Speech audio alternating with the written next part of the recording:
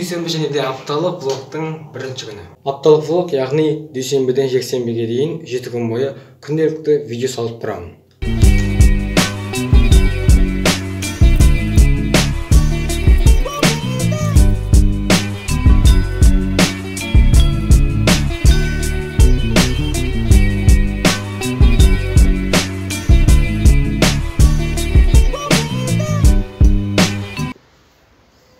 Ой, блин.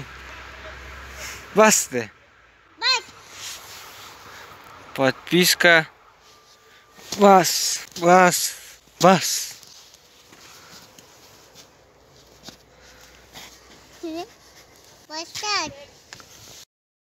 Топқа кіреміз, поисққа белый фон дейміз. Белый фон дегенде ішінен осындай шығады.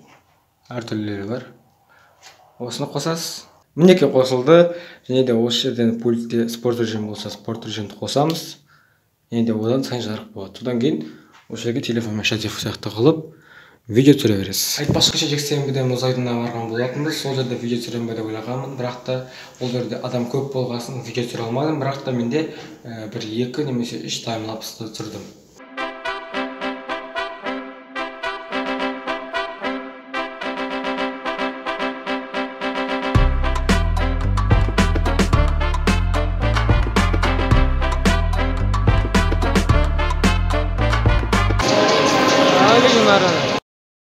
Ақтөбеде көптеген жылдар бойы мұз айдыны болмаған. 2018 жылы мұз айдыны ашылды.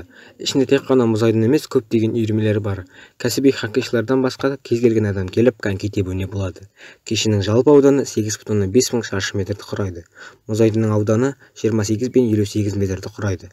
Қалалықтар үшін, яғни біз үшін бұл демалуға керемет жер.